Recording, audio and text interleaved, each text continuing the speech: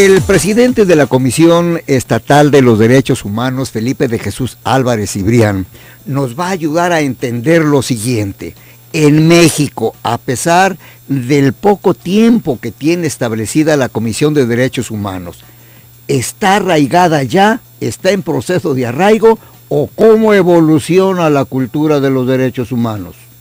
Estamos viviendo una etapa muy importante, yo digo que la más importante en la historia del país en el tema de los derechos humanos. Tenemos reformas constitucionales a la par de las que en otras partes del mundo, países importantes, ya tienen una evolución de muchos más años en el tema de los derechos humanos, ellos se tienen en sus constituciones. Digamos que no nos hace falta nada en el tema del marco jurídico. Tratados internacionales, cerca de 105 tratados internacionales en materia de derechos humanos, que son suprema ley, que están al rango de nuestra Constitución, y muchas leyes también vanguardistas, como la reciente Ley General de Víctimas, la Ley para Prevenir, Sancionar y Erradicar el Delito de Trata de Personas, la Ley General de Migración, la Ley Federal para Prevenir y Sancionar la Discriminación, que es una ley también muy novedosa, muy importante, progresista, humanistas, todas ellas. Entonces, sin embargo, en nuestro país, estos organismos públicos de derechos humanos, al menos yo hablo en el caso particular de Jalisco, están consolidados. Por una parte, con una cultura de denuncia en el Estado muy importante, muy sólida. ¿Por qué razón? Yo cuando llegué a la comisión, el promedio de quejas que se recibían por año eran 3,000 quejas. Ahorita la comisión recibe el promedio 10,000 quejas, pero se ha sostenido desde los últimos 6 años. Esto significa que ya las personas se callan menos, se guardan menos o consienten menos las violaciones a los derechos humanos, las denuncian más, y desde luego hay más confianza en estos organismos, que han demostrado, al menos la Comisión de Jalisco, en los últimos 3 años completos, el 2013, 2012 y 2011, 100% de aceptación en sus recomendaciones y en sus conciliaciones. Eso es muy importante porque, bueno, se puede cuestionar la eficacia jurídica o constitucional de las recomendaciones y resoluciones de las comisiones de derechos humanos, pero lo que no se puede cuestionar es que todas las recomendaciones y conciliaciones que la comisión emite se aceptan y un gran porcentaje se cumplen. Entonces, esto significa que no tan solo hay una gran cultura de denuncia, sino que hay una eficacia en nuestras resoluciones, el impacto, las consecuencias que tiene. Hay ya más de 850 servidores públicos sancionados en lo que va de mi administración por las recomendaciones emitidas en donde se les considera responsables de violar derechos humanos. Un caso concreto para medir la eficacia y la eficiencia de la comisión.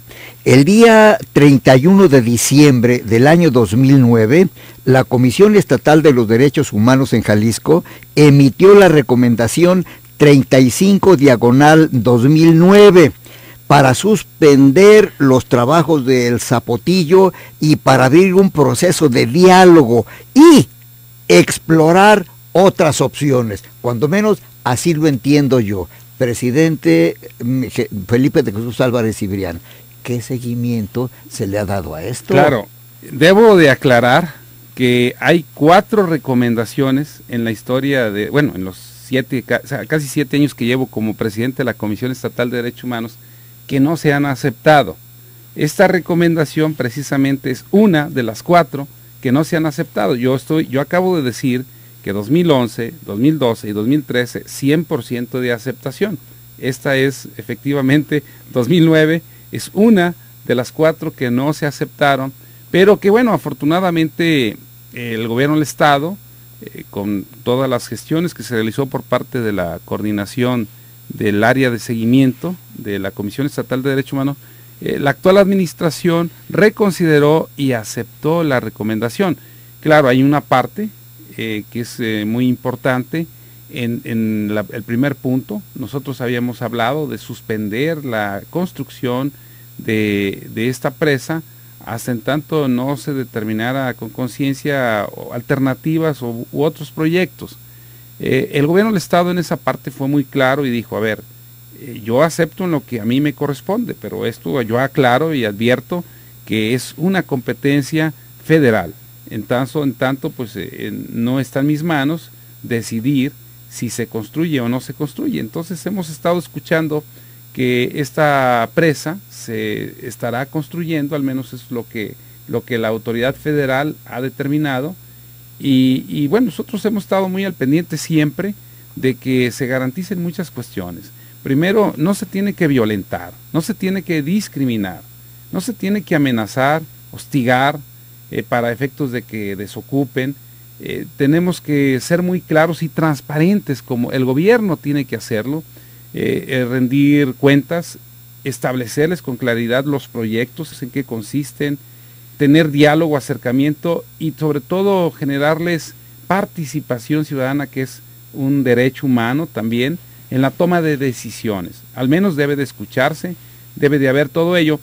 Nosotros hemos constatado que en estos procesos, al menos de los últimos meses o en el último año y medio, sí se generaron espacios de diálogo. En algunas ocasiones llegamos a estar presentes. Generaron espacios de diálogo, se dio comunicación, se buscaron proyectos alternativos, al menos nosotros tenemos documentado dentro del área de seguimiento que hubo tal, sí se buscaron otros proyectos, y bueno, al final de cuentas es una decisión que se toma por parte de la autoridad federal. No está en manos tampoco de la Comisión Estatal de Derechos Humanos expresarnos o pronunciarnos ante la autoridad federal, en este caso la CONAGUA.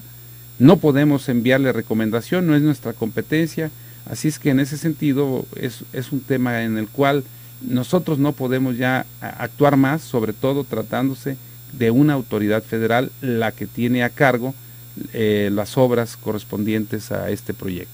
Presidente, hablaste de 4, nos faltan 3 que no hayan sido atendidas. Sí, una que tuvo que ver con actos de abuso de autoridad, lesiones que se dieron en contra de pobladores de un poblado cerca de Puerto Vallarta, Campo Acosta, según yo recuerdo, un desalojo que se dio en una comunidad ejidal de aquella zona por parte de policías de la entonces Secretaría de Seguridad Pública del Estado. Luego hubo otra recomendación, pues ustedes recordarán, muy famosa, el tema de el discurso ofensivo que pronunció el entonces gobernador del estado, el licenciado Emilio González Márquez, en aquel banquete del hambre. Entonces hubo 2 conceptos de violación que nosotros advertimos. Por un lado, la discriminación, cuando dijo que a él lo habían elegido las mayorías y que lo que opinaran unos poquitos a él no le importaba, y la otra fue la parte de la ofensa, que también todo gobernante está obligado a conducirse con respeto a la sociedad que gobierna. Eso lo dicen nuestras leyes locales, hasta nuestros reglamentos de policía y buen gobierno. Y con respeto a él mismo, ¿no, presidente? Sí, perdón por la interrupción. Entonces ahí fue, y hubo otra recomendación en el 2009 dirigida al alcalde, al entonces alcalde de San Juan de los Lagos, por actos de abuso policial, que tampoco fue aceptada. Entonces ahí están las 4 recomendaciones que no se han aceptado, de un total casi ya de 300 recomendaciones que... Y en ese caso, la Comisión de Derechos Humanos, ¿cómo reacciona? ¿Qué hace? Pues no me obedeciste, no me atendiste, me rechazaste, que se queda cruzada de brazos. Antes prácticamente esa era la realidad, pero a partir del 10 de junio del 2011 que se da la reforma constitucional de derechos humanos, la Comisión tiene una herramienta muy fuerte. Una autoridad que no acepta una recomendación se expone a que la Comisión le pida al Congreso del Estado, al Pleno, que le llame para que comparezca el titular de esa dependencia, a expresar sus motivos, razones, fundamentos, justificaciones por las que no acepta esa recomendación. O bien, si la acepta y no la cumple, igualmente también la Comisión tiene esa facultad. Es decir, que ahorita ya vemos muy poco probable, por todas esas razones, que una recomendación de la Comisión no se acepte. Yo no creo que alguien quiera exponerse de cualquier partido que sea, a que se le llame a comparecer públicamente ante el Congreso del Estado a justificar y sea sometido al escrutinio público en un caso donde tiene una negativa para aceptar o cumplir una recomendación. Por eso yo también creo que, y ustedes como medios de comunicación han cumplido un papel muy importante, determinante también, porque le dan mucha difusión. Una recomendación actualmente tiene un peso tremendo mediáticamente, socialmente. ¿Podríamos hablar entonces de un antes y un después en esta materia?